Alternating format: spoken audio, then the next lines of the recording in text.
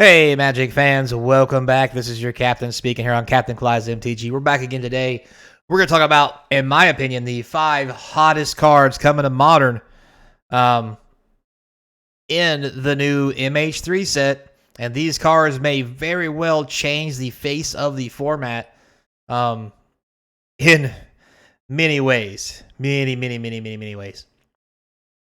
Also, though, be careful. There are lots of cards in Modern Horizons that can be great. These are just my selection of what will be the most popular. And the meta may hang out a little different or turn out, come out, hang out. Anyway, so before we get started, don't forget, comment, like, subscribe, hit that notification. Hit that little subscribe button over here. It's free. Also, we get to 1,000 subscribers. It's giveaway time. Links in the description for other ways to support the channel, buy some cards. All that good jazz, memberships, yada, yada, yada. Let's get into the top 5 cards from MH3 to impact Modern. We're going to start with an honorable mention, and that honorable mention is Primal Prayers. So 2 green and 2 enchantment, enters the battlefield to get 2 energy. You may cast creature spells with mana value 3 or less when paying 1 energy rather than paying their mana cost. If you cast a spell this way, you may cast it as though it had flash.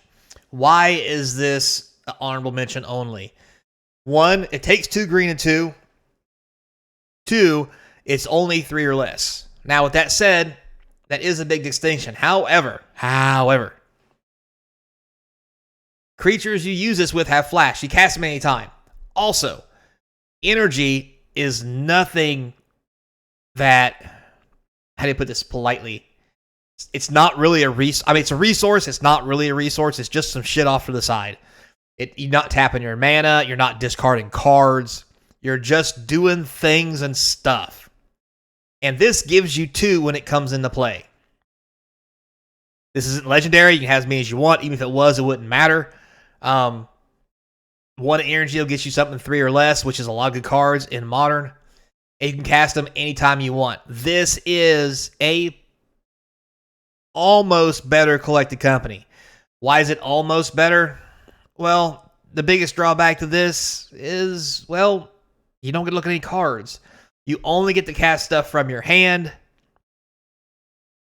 You can substitute energy instead of anything else. So it's not as good. You don't get to look at like the top 6 cards of your deck or anything. Now, with that being said, there are plenty of ways to draw into stuff in Modern. So once we find a way around that, this card will become pretty hot and be good inside those Collected Company variants. But again, you can't have too many of these because, I mean, it's Collective Company. You need mass amounts of creatures you can hit with Collective Company. So the more you bog down Collective Company decks with things like this, the less your Collective Companies or cards like this will have to actually hit and be usable. Now, with that said, this may be the beginning of a different kind of Collective Company deck with this card, where you may run 4 Primal Prayers, other draw cards, Harmonize. Anybody remember that? Draw 3. Or any other weird combination of other colors, because it's Modern. It doesn't matter how many colors you run. And maybe 2 Collective Companies, just in case. So there's lots of possibilities here, but until we see it get broke or abused, right now it's going to have to be a build around, and because of that, only honorable mention. Now, next we have number 5. We have Shifting Woodland. So why does this card make the list and the other one doesn't? Well, this is also green. It enters the battlefield tapped unless you control a forest. If you have a forest, it taps for a green. The thing about this card, what puts it on the list, Delirium. 2 green, 2 colorless. Shifting Woodland becomes a copy of target permanent card in your graveyard till the end of turn. Activate only if there are 4 or more card types among cards in your graveyard. So what can this do for you? This can just make the Big Nappy 2020 token. That's right. This can make Laret Mage for 4 mana. And you do have to get the Delirium, which won't be too hard, especially if most of your deck is centered around drawing and discarding to get the Delirium. And then what you do is you put your Merit Lage land in the graveyard, you copy it with this, it has no counters, and therefore becomes a Merit Lage land with no counters, therefore being sacrificed, therefore giving you the 2020 indestructible one-hit wonder, if you will, for the format. So there's other things that can happen as well. Urza lands, lots of other stuff. I mean, this is really good. Decks play green and some Karn decks. This might be a good one of to turn it into another Karn land or whatever else. I mean, the whole forest thing may be too much of a drawback. Lots of possibilities here. Really, the Merit Lage thing is just insane. And I really think that's where this is going to come off inside the combo and may make the combo a little easier to work with instead of having to have a Hex Mage.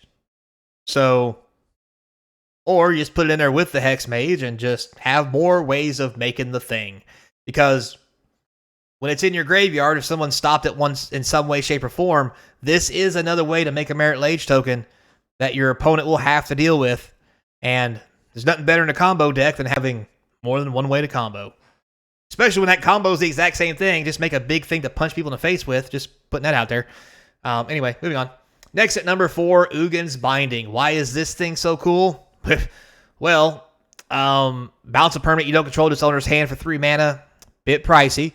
Does have Devoid, so protection from blue doesn't work on this, which I don't know how or where that would fucking come into play, but hey, it's there.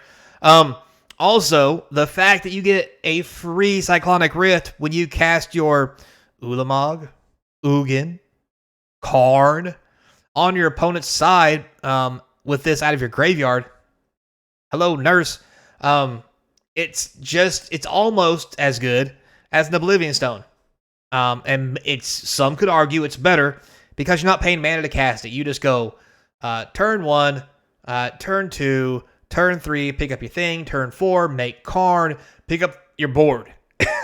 Thank you, drive through. Now I have Karn, get rid of your land. Like, the absurdity of this combo is going to be bad. And when the Eldrazi decks start popping off, and this thing's also doing the Eldrazi thing, very popular, very in demand, and very devastating. With that said, we have this little fella who's going to become very popular. The Vexing Bauble for 1 colorless. Whenever a player casts a spell, if no mana was spent to cast it, counter that spell. This is higher than the previous card because this stops the previous card from being done. Basically, we'll just counter that spell if they want to use it. Worst case scenario, you can sacrifice it and draw a card. I believe this will probably be a 4 of in almost every sideboard.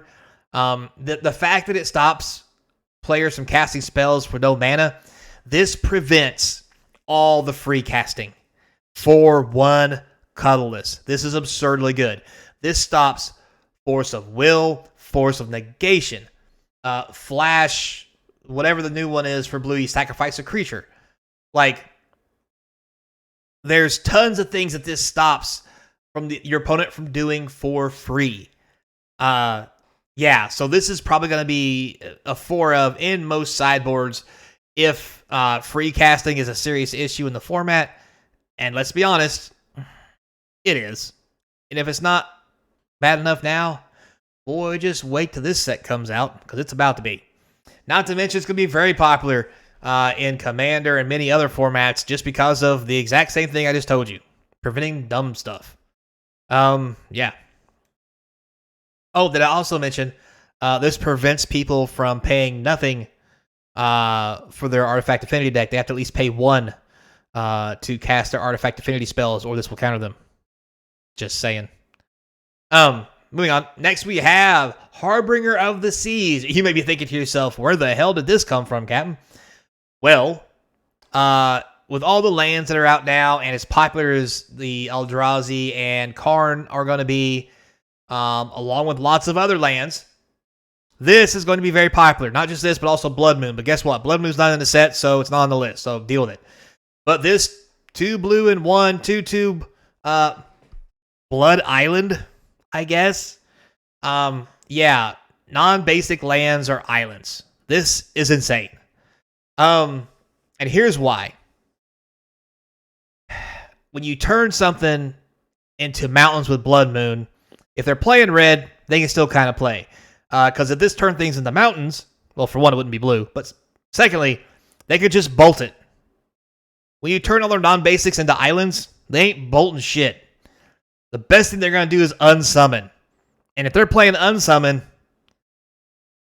them unsummoning your 2/2 is the least concern you have.